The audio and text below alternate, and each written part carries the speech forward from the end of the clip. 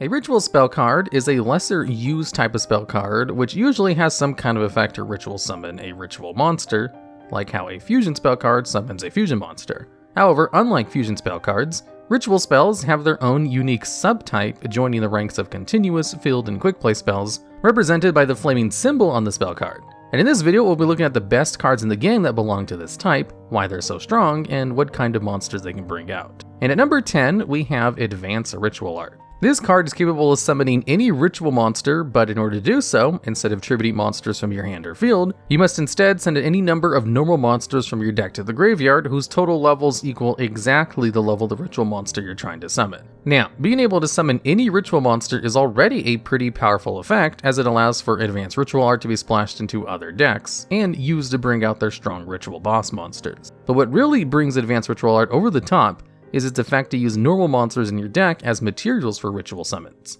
You see, one of the reasons why ritual summoning is usually considered one of the worst summoning mechanics in the game is due to the number of cards it takes in order to perform a ritual summon, as not only do you need a ritual spell and a ritual monster to summon, you also need monsters to tribute and use as materials. But because Advanced Ritual Art sends normal monsters from your deck to the graveyard as materials for the ritual summon, you only need to have Advanced Ritual Art and the ritual monster in hand to summon it, making ritual monsters a lot easier to bring out. In fact, Advanced Ritual Art made ritual monsters so accessible that it's actually seen a small amount of competitive play whenever there was a ritual deck that just so happened to play a mass of normal monsters. Demise OTK decks, for example, would often play a large amount of high-attack insect-type monsters in order to synergize with both Advanced Ritual Art and Doomdozer in order to quickly bring Demise to the field while setting up the graveyard with insects to banish in order to special summon Doomdozer from the hand and perform an OTK. Even in the modern era, Advanced Ritual Art still finds utility in decks like Magic Key, which already synergizes normal monsters,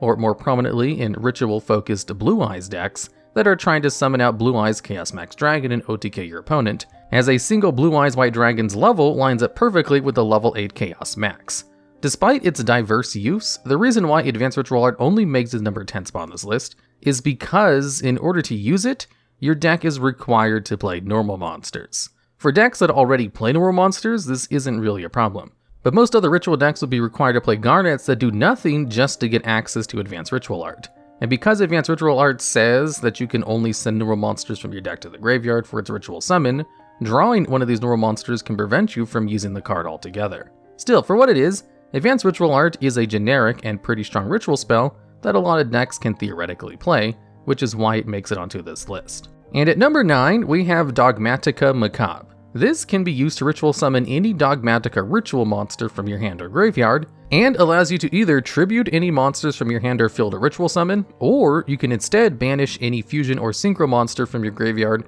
whose levels equal to or exceed the monster you're trying to summon. Then, after you've ritual summoned, if you control both White Knight of Dogmatika and White Relic of Dogmatika, you can look at either player's extra deck and send one monster from it to the graveyard. Now, at first glance, both of these effects appear quite difficult to properly use, as it requires you to have your graveyard set up with fusion and synchro monsters to avoid tributing from hand and field, and it furthermore requires 2 specifically named monsters on the field in order to use its second effect. However, Dogmatika cards excel specifically in putting extra deck monsters into the graveyard. So what you can do is use cards like Nadir's Servant, or even the other Dogmatika ritual spell, Dogmatic Calamity, to set up your graveyard for Dogmatikamacabre, meaning you don't have to use monsters in your hand or field as tribute fodder. It's also extremely searchable because Dogmatikamacabre technically lists both White Relic of Dogmatika and White Knight of Dogmatika. It makes it a strong target for pre-preparation of rites, which allows it to search for both a ritual monster and the spell that specifically lists it. But the real strength of Dogmatikamacabre is the ability to send an extra deck monster from either player's extra deck to the graveyard. This allows you to send cards with powerful graveyard effects to the graveyard,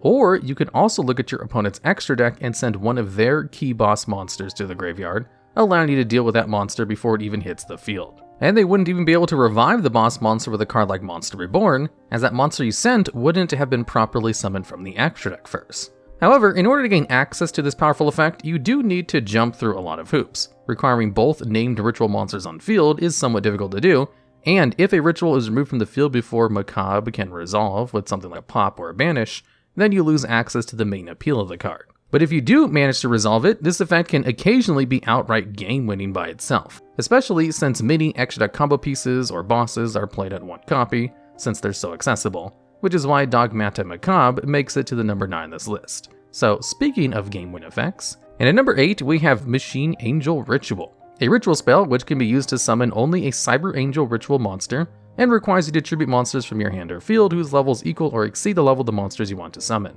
It also has a bonus effect that if any light monster you control would be destroyed by battle or card effect, including a non-ritual monster, you can banish this card from your graveyard instead. Now in the TCG, Machine Angel Ritual doesn't really have too much going for it when compared to most other ritual spells. And while Cyber Angels have seen a fair amount of play when being splashed into other ritual decks, those other decks usually have other ways to bring those monsters out, or just want to tribute them to gain access to their powerful effects, like in the case of Cyber Angel Ben 10. The ability to protect your light monsters from being destroyed is certainly a neat bonus, but doesn't really do much to help out most strategies, especially since there are so many diverse ways of removing monsters from the field that aren't destruction, like banishing or sending cards directly to the graveyard. But in Duel Links, Machine Angel Ritual has actually seen a lot of competitive play in both Cyber Angels and even generically in other decks that really want to protect their light monsters from battle and card effects, such as Lightsworns or Witchcrafters. But of course, the deck where Machine Angel Ritual saw the most use was in Cyber Angels, where it would often be used to set up Cyber Angel Dakini that was fairly difficult to out since it couldn't be destroyed by battle or card effects due to Machine Angel Ritual,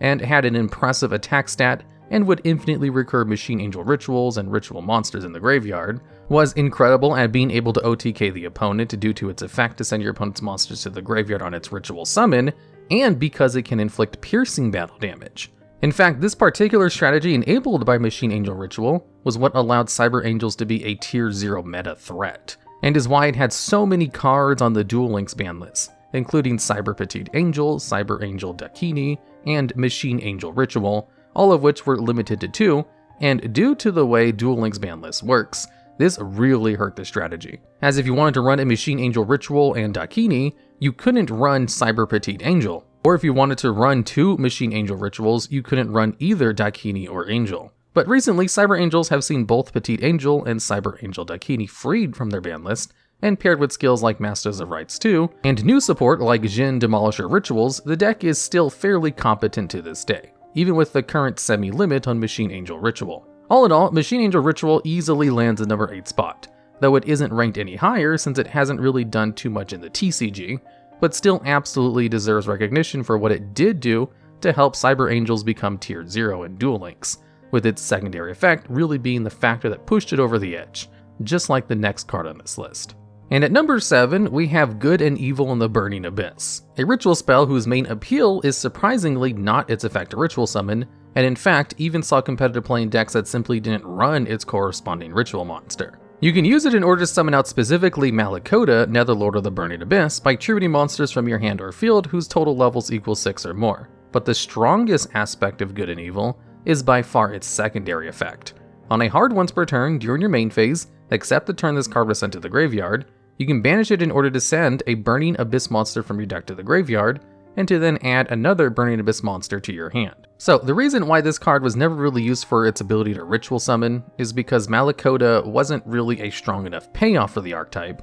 It could reduce the attack of opponent's monster and send a Burning Abyss monster from your hand to the graveyard in order to trigger their effects, but it was very clunky to bring out in comparison to the main Burning Abyss boss monster, Dante, Traveler of the Burning Abyss, who was also just a better payoff. But despite how difficult Malakota was to bring out and use effectively, his corresponding ritual spell, Good and Evil, still saw playing Burning Abyss decks without him, purely for its amazing graveyard effect. You see, it's usually quite difficult to put ritual spells in your graveyard, unless you use it for ritual summon or you send it to the graveyard with a card for an effect or pay a cost. And Burning Abyss just so happens to have an archetype Foolish Burial Goods, Incagna, Malebranche of the Burning Abyss, which, when it's sent to the graveyard, can send any Burning Abyss spell or trap card from your deck to the graveyard as well. So, what Burning Abyss decks would do is send Cagna to the graveyard in some way to send Good and Evil to the graveyard, or potentially get lucky by milling it off of Dante. And then, on the following turn, they'd use it to both send a Burning Abyss monster from their deck to the graveyard, and to add a Burning Abyss monster to their hand.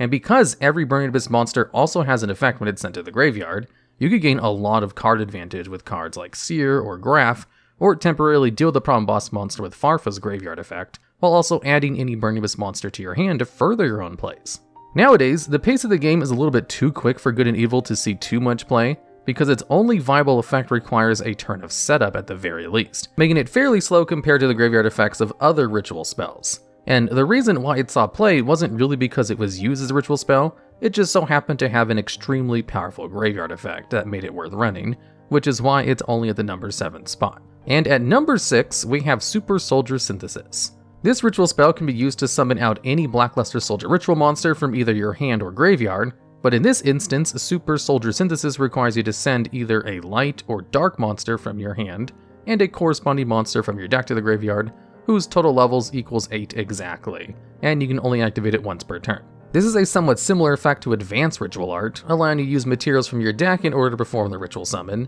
In fact, at first glance, Super Soldier Synthesis appears a lot worse than Advanced Ritual Art, since you can only use it for Blackluster Soldier monsters, and you need to send a material from your hand to the graveyard, rather than being able to use solely materials in your deck. However, Super Soldier Synthesis has the added utility of being able to send most light or dark monsters to your graveyard, as long as those total levels of monsters you send equals 8. Being able to freely send any dark monster from your deck to the graveyard has an absurd amount of utility. You can send an Orcus Nightmare from your deck to the graveyard to set up Orcus plays, or you could even send something like Despian Tragedy to search out an Aluber, to then normal summon and search a branded fusion from your deck, or just even use Zephyros for rank 4 plays. And in fact, this kind of broad utility is exactly why Armageddon Knight, who has this effect to send a dark monster from your deck to the graveyard, is currently limited on the ban list. And even its strictly worse counterpart in Dark Grepher, which has the exact same effect, except that you have to discard a card, also is still limited, purely just because there are so many good options to send to the graveyard for dark monsters.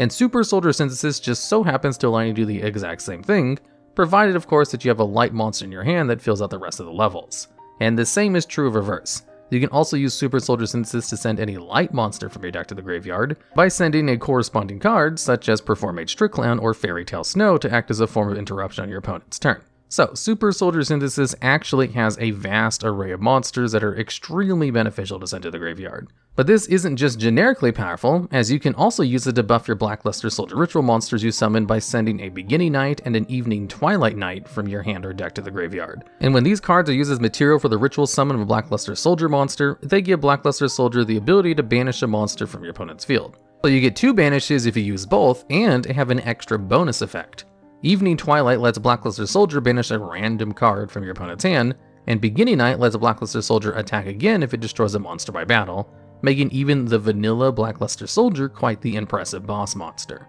Add on to the fact that Super Soldier Synthesis can also summon out a Blackluster Soldier from your graveyard, and is also technically searchable by pre-preparation of rites, since Blackluster Soldier is technically listed on the card, so it makes for a very strong and versatile ritual spell that can either be used to foolish a powerful extender, or something to buff the monster you're summoning. The main issue with Super Soldier Synthesis, however, and the reason why it's not further up on this list, is that it can be very clunky to use. If you just want to send a specific light or dark monster to the graveyard, you have to have something have drawn and the opposite attribute in your hand, whose levels need to add up exactly to 8 alongside the monster you want to send. So while there is a large pool of good cards to send with Synthesis, you're not always guaranteed access to the ability to send those cards, making it a lot less versatile than it first appears. And furthermore, you do need to play some kind of Blackluster Soldier ritual monster in order to do the foolish. This is a detriment, as unfortunately there aren't that many good Blackluster Soldier ritual monsters, and you can only play pre-prep for the original non-effect BLS,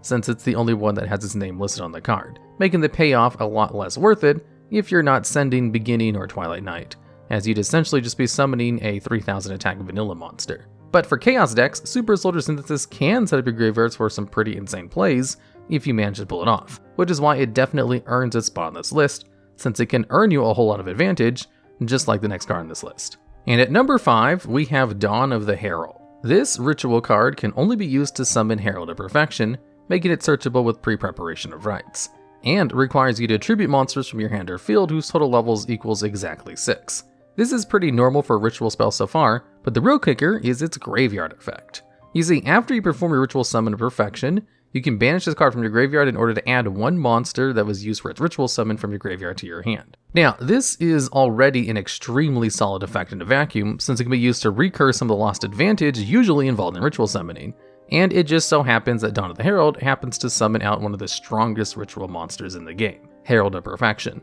which has the effect that when your opponent activates a spell or trap card or monster effect, you can send one fairy monster from your hand to the graveyard in order to negate that effect, and there's no once per turn. So if you have enough fairies in your hand, you can negate every single card your opponent tries to use. And Dawn of the Herald allows you to add any of the fairies you've used to Ritual Summon Perfection to your hand to use as negates, making it synergistic with its particular boss monster. This was particularly potent alongside Cyber Angel Ben 10. Ben 10 is a ritual monster that has the effect that when it's tributed, you can add any light fairy monster from your deck to your hand, and coincidentally, Ben 10 is the exact same level as Herald of Perfection. So what you would do with Dawn of the Herald is tribute Ben 10 for the entire requirement, then you would use Dawn of the Herald to add Ben 10 back to your hand, as well as use Ben 10's effect once it was tributed to add another light fairy monster to your hand, giving you Herald of Perfection with 2 negates rather than 1. And if you have some way to tribute Ben 10 in hand again, such as for another ritual summon, then you can recur even more advantage and add even more fairies from your deck to your hand to use on more negates.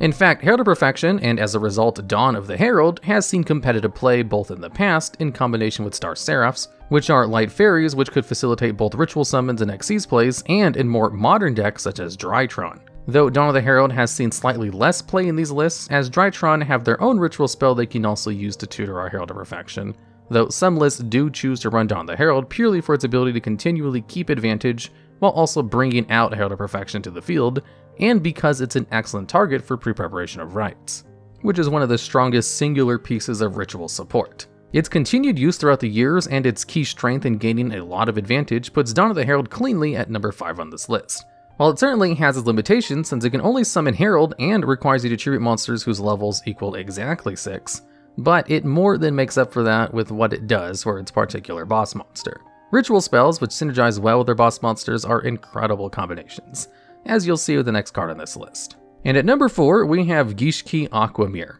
which can be used to summon any ritual Gishki monster provided you tribute monsters from your hand or field whose levels equal exactly the level of that monster, making it pretty standard for a ritual spell. But it also has an absolutely absurd second effect, that while it's in the graveyard, including the turn you sent it to the graveyard, you can shuffle Aquamirror into your deck in order to target a Gishki ritual monster in your graveyard, and then return that target to your hand. Now, having this level of recursion is pretty powerful for a ritual deck, as it means that you can regain some of the advantage you lose for performing a ritual summon, and if one of the monsters you tributed for the ritual summon was another Gishki ritual monster, you can just add that monster back to your hand to use it again later on in the turn, either as more tribute fodder for other rituals, or to ritual summon it with another Gishki ritual spell, including another copy of Aquamirror, since the card has no once per turn on either of its effects. And this particular level of recursion was what allowed Gishki Aquamirror to see a lot of play in both Gishki decks designed to discard your opponent's entire hand, with Eva Gishki Gust Kraken, or simply to FTK them outright with Eva Gishki Mind August. You see, Gust Kraken and Mind August also don't have a hard once per turn on any of their effects. All you need to do is ritual summon them, and because cards like Gishki Vision and Gishki Shadow can be used to search out your ritual monsters and ritual spells, or be used as the entire requirement for the ritual summon of your water rituals, which all of the Gishkis are, it actually meant that these cards were easily accessible and didn't require too many resources to summon. So what Gishki decks would do is focusing on turboing out either Gust Kraken or Mind August as many times as possible, using draw spells in order to find the rituals in Aquamirror, and in the case of the FTK variant, you would run through your entire deck. This is where Gishki Aquamirror comes in. You see, if you have no cards in your deck, you can put Gishki Aquamirror back into your deck to add Mind August from your graveyard back to your hand. Then, using a draw spell, like just Upstart Goblin, you can draw that same Aquamirror you just put back, then using the Aquamirror and the Mind August you added back, you can perform a ritual summon, sending whatever monsters you had in your hand or field to the graveyard to bring out Mind August. Mind August can then target up to 5 cards in either graveyard upon its ritual summon, and shuffle them into their respective decks. In the FTK, you can just shuffle back the draw spells that you put into the graveyard, including a 1-day apiece, a normal spell which makes both players draw 1 card. Then, using another draw spell, you can draw into that 1-day apiece, then you can trigger the graveyard effect of Gishki Aquamirror once more to shuffle itself back and add another Mind August from your graveyard to your hand. Then, with 1 card in deck, you can activate 1-day apiece to make your opponent draw a card. And this cycle repeats until your opponent draws through their entire deck. And if they have no more cards in the deck when they draw, you automatically win the duel by deck out, all made possible by the infinite recursion of Aquamirror. Nowadays, this particular form of FTK doesn't see too much play. namely due to the fact that making your opponent draw their entire deck will usually lead them to finding some kind of hand trap, like Nibiru the Primal Being or Infinite Impermanence, both of which can put a stop to the loop completely. But it is still technically possible to pull off. It's just a lot more difficult, making the hand loop version with Gustkraken, Heretics, and Constellar Ptolemy M7 a little bit more popular, since while it doesn't win you the game outright, putting your opponent down only a few cards in hand can be enough to put a stop to your opponent completely, especially if you shuffle back a card they needed to start their plays. In any case, Aquamirror's effect is extremely powerful for its recursion, and has enabled a lot of silly stuff throughout the years. Its particular FTK was something that was feared, and its ability to net you advantage even has its place in slower versions of the deck, which is why it makes it to the number 4 on this list. And at number 3, we have the third best ritual spell in the game, Nekroz Kaleidoscope, which has the absurd effect of being able to ritual summon as many Nekroz ritual monsters as you want at the exact same time, essentially acting as a pendulum summon for ritual monsters. But that's not the only absurd part about Kaleidoscope. You see, with this card, you can only tribute exactly one monster, but you can either tribute that monster from your field, hand, or alternatively, you can send a monster from your X deck to the graveyard that has a level in order to meet the requirements for your ritual summon, with its ritual summon effect being a hard once per turn. And like the other Nekroz ritual spells, it also has a graveyard effect, where if you control no monsters, you can banish it from your graveyard alongside one ritual monster in order to add a Nekroz spell from your deck to your hand, including itself. So by sending a level 12 monster, including something like Shooting Quasar Dragon, you can ritual summon a Nekroz of Cataster, Nekroz of Colossalus, and a Nekroz of Unicorn, all from a single Kaleidoscope. Or you can mix and match what you want to summon. For example, Nekroz lists actually have a very interesting OTK line, utilizing 2 Nekroz Embryonics and an Insector Exabeetle in order to trigger the effect of Quasar to bring out Shooting Star Dragon from your extra deck to OTK, since Quasar only needs to leave the field to trigger its floating effect, which counts if it's treated as an equip card. But you might be surprised to know that more often than not, you are only summoning one monster using the effect of Kaleidoscope, Nekroz of Unicorn. Now, Nekroz of Unicorn has a very powerful on-field floodgate effect, which negates the face-up effects of all monsters in the field that were summoned from the extra deck, which is already a pretty strong effect. But because Nekroz of Unicorn was specifically level 4, you could send a Herald of the Arclight to summon it with, and then on a new chain, you could use Herald of Arclight's graveyard effect to search any ritual spell or monster you wanted. This particular play was absolutely integral to Nekroz's combos back in 2015 and helped propel them to tier 0 success. Alongside having astonishing floodgates like Unicorn and Jinlock, it was also insanely consistent, made so by Prianic searching your other monsters, Colossalus searching any spell, and of course Nekroz of Kaleidoscope. Even in the modern era, sending an extra deck monster from the extra deck to the graveyard is extremely powerful, and there are now even more powerful graveyard effects you can gain access to. Elder Entity to Tisk to pop your opponent's card, or something like El Shadal Apkalon to search for a Shadow card like Shadal Schism to enable special summoning Winda during your opponent's turn. However, this particular tier 0 strategy has fallen off a fair bit.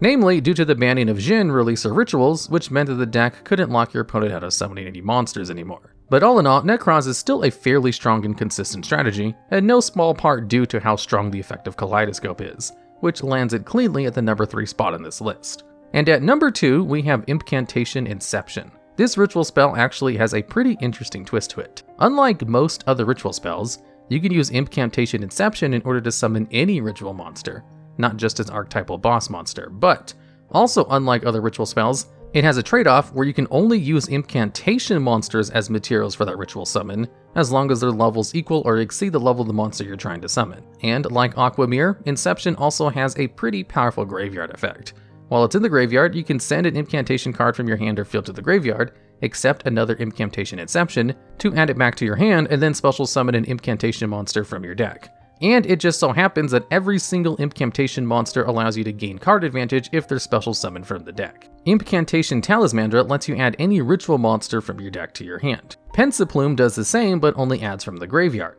Candle searches any ritual spell from your deck, and Bookstone lets you add a ritual spell from your graveyard to your hand, all sharing the continuous fact that while in the field, you can't special summon from the extra deck. Now, for a long while, the level advantage that the Incantations could generate made them the go-to engine for ritual decks, as the Incantations didn't just allow for more consistency, They also provided levels for the ritual monsters that you're trying to summon, so you can tribute them off without losing any other monsters that you would have otherwise had to use. And because the effect to lock you out of the extra deck is a continuous effect and not an activated effect, as soon as they're removed from the field, you can continue summoning from the extra deck. Impcantation Inception is a particular potent part of this engine. Because it's a ritual spell, you can search it with the effect of Candle when it's summoned by the effect of another Impcantation monster, then you can use Inception to tribute off those two monsters for a ritual summon. And then with Inception in your graveyard, you can add it back using its effect and sending a spare Impcantation card you have in your hand to the graveyard to summon out another Impcantation monster from your deck to trigger their effects.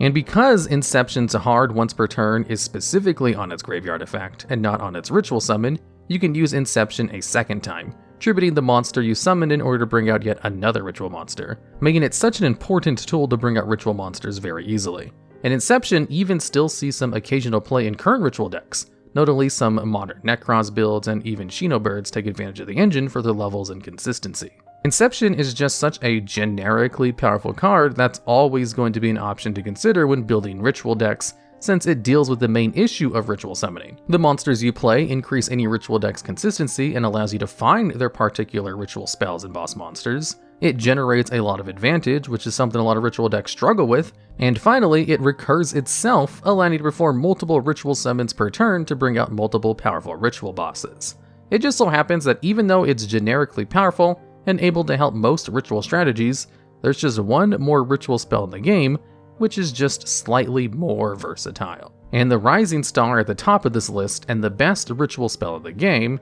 is Meteonis Drytron. This ritual spell combines a lot of the strengths of the previous ritual spells and fits them all neatly into a single package. It can be used to bring out any ritual monster from your hand or graveyard, but you're limited in only being able to tribute machine-type monsters specifically, such as the Drytron monsters, in order to facilitate a ritual summon. Although instead of tributing monsters in order to fulfill a level requirement like a normal ritual spell, Meteonis Drytron instead requires you to tribute monsters whose attack value equals or exceeds the attack value of the monster you're trying to summon. So what this means is if you have a hand full of Drytron monsters and wanted to summon Drytron Meteonis Draconids, a level 12 monster with 4000 attack, instead of needing to tribute 12 level 1 Drytron monsters, you can instead tribute 2 Drytron monsters, since every Drytron monster has 2000 attack. And on top of all of this, it even has an excellent graveyard effect. On a hard once per turn, if it's in your graveyard, you can target a Drytron monster you control and make it lose 1000 attack until the end of your opponent's turn,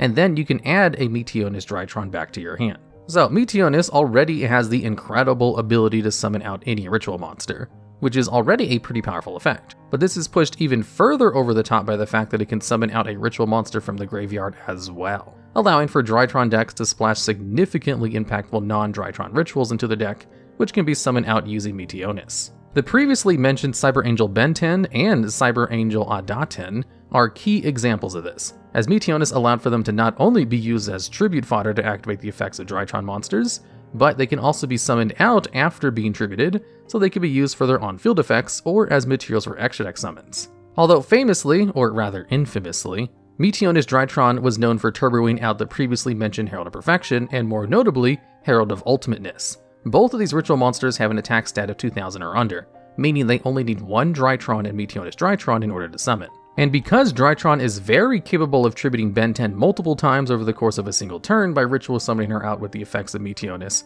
and then tributing her for a Drytron monster's effect, your Herald of Choice would actually have a lot of fairies in hand in order to negate all of your opponent's card effects. In fact, this particular strategy was so powerful that it saw Cyber Angel Benten limited for a long time, and has only recently been semi-limited on the ban list. It also saw Eva, another card used to facilitate adding fairies to the hand, banned outright, making the Herald version of the deck currently a lot weaker as they can't get access to a large amount of fairies like they used to. But even to this day, due to how adaptable and versatile Meteonis Drytron is still a fairly prominent and competent deck in the meta, with many different builds that are focused on different ritual monsters, all facilitated purely because Meteonis can summon out any ritual monster in the game from the hand or graveyard multiple times a turn, making it stellar for regaining and recouping advantage, and it's likely that Meteonis Drytron and Drytron cards themselves will be a staple of ritual strategies for years to come, putting it easily at the #1 spot on this list. Alright, and that's the list. If you know of any other ritual spells that we may have missed, or you have ideas for future videos similar to this one,